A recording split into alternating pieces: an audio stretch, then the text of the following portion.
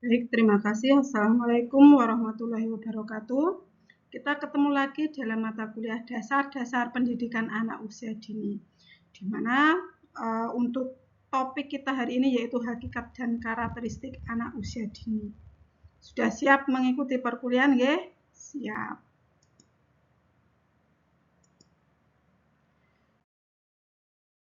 Untuk pengantarnya, anak usia dini adalah anak di mana masa golden age itu penting sebagai periode penting.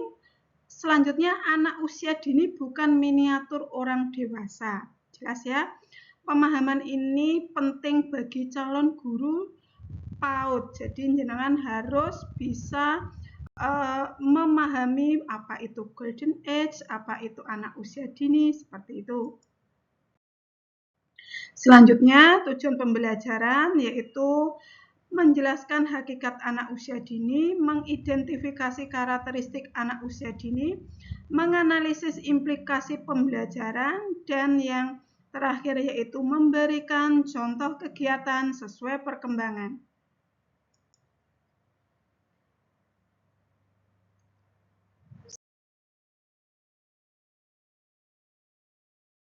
Selanjutnya, pengertian anak usia dini. Menurut Undang-Undang Sisdiknas, anak usia dini itu anak usia 0 sampai 6 tahun, dan menurut UNESCO yaitu usia 0 sampai 8 tahun, dan masa-masa keemasan perkembangan otak dan kepribadiannya. Jadi di masa-masa emas itu maksudnya itu otak anak itu berkembang sampai 80%. Selanjutnya,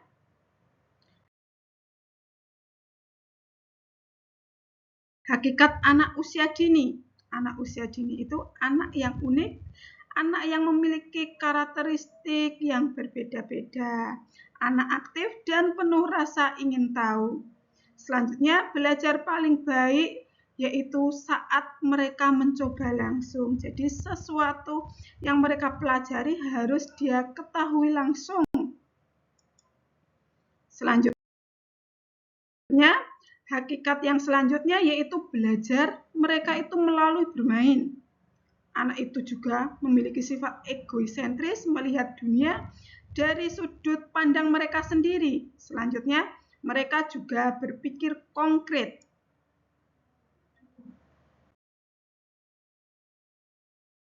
Selanjutnya, anak juga sebagai sumber belajar.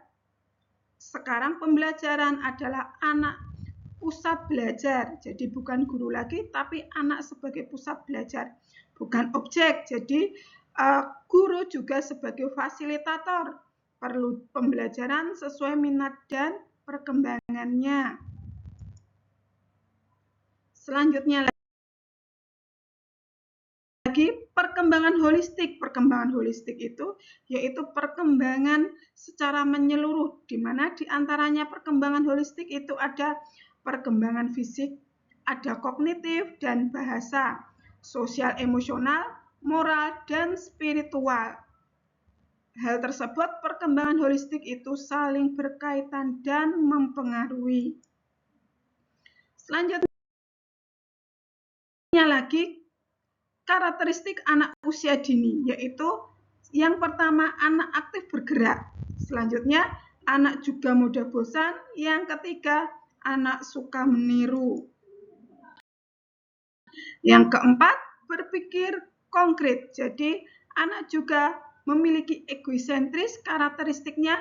Dan yang keenam, ingin cepat melihat hasil. Selanjutnya, penuh rasa ingin tahu. Dan yang kedelapan, senang memberi, senang bermain, dan suka bekerja sama.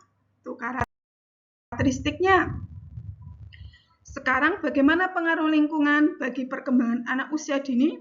Yaitu di mana lingkungan positif mendukung perkembangan anak. Jadi, sediakan lingkungan yang positif bagi perkembangan anak usia dini.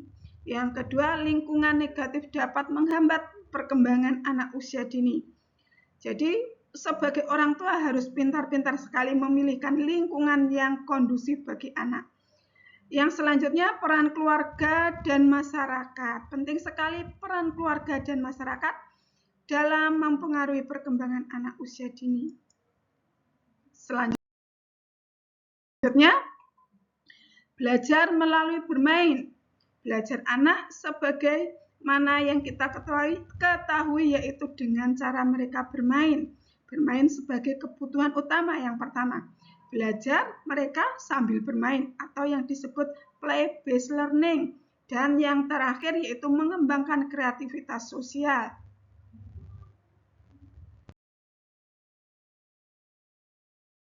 Selanjutnya, implikasi dalam pembelajaran. Implikasi dalam pembelajaran di sini, guru harus memahami tahap perkembangan anak. Yang selanjutnya, hindari metode menghafal terlalu akademis. Tidak ada pembelajaran menghafal ya di pembelajaran anak usia dini itu. Calistung pun sekedar hanya sekedar pengenalan saja untuk calistung. Selanjutnya, ciptakan kegiatan yang menyenangkan bagi anak usia dini. Implikasinya selanjutnya yaitu sediakan alat permainan edukatif, gunakan cerita, nyanyian, eksperimen. Jadi anak itu senang sekali bercerita yang variatif, nyanyian yang variatif, dan eksperimen. Hargai proses bukan hasil kerjanya. Hargai anak itu bagaimana caranya mereka berusaha, bukan hasilnya. Karena hasilnya itu adalah bonus.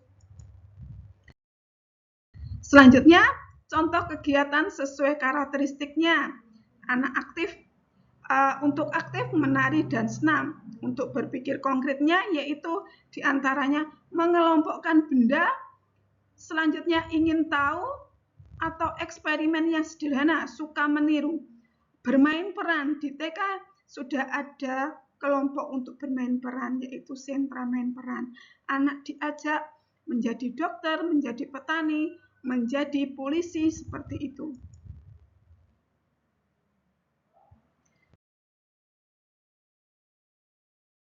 Selanjutnya, teori yang mendukung perkembangan anak usia dini yaitu teori dari Jean Piaget yaitu tahap proporsional, dan Vygotsky yaitu ZBD, dan scaffolding.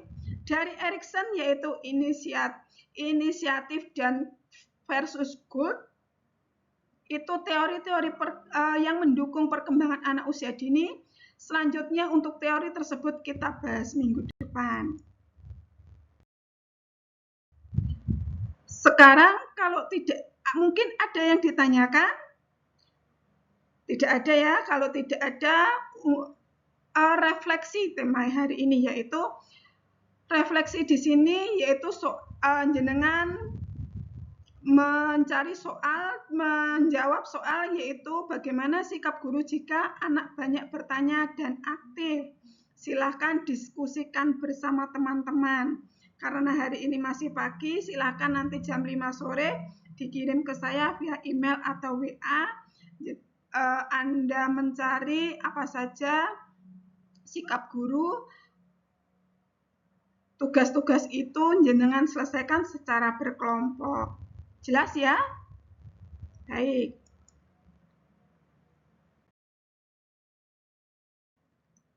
Mungkin ada yang ditanyakan? Kalau tidak ada, rangkuman itu salah satunya yang pertama, anak itu unik. Jadi sebagaimana yang kita ketahui tadi, anak itu memiliki karakteristik yang berbeda-beda. Aktif, belajar melalui bermain. Sekali lagi, guru juga sebagai fasilitator, jenengan garis bawahi. Selanjutnya pembelajaran disesuaikan dengan tahap perkembangan.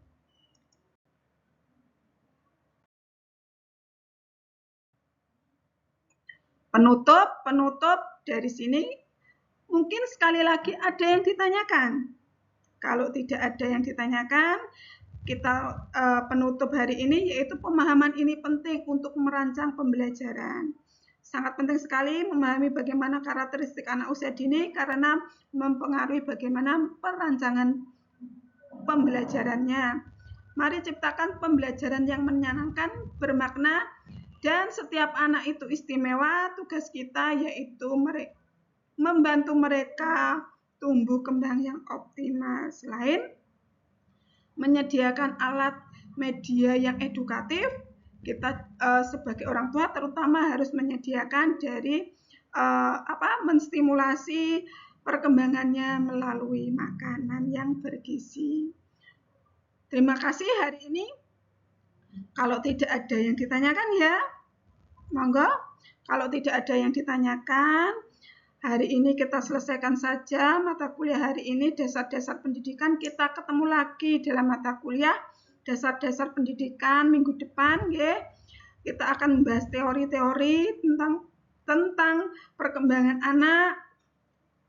Kalau sekali lagi saya akhiri saja, wabillahi taufik wal hidayah. Wassalamualaikum warahmatullahi wabarakatuh.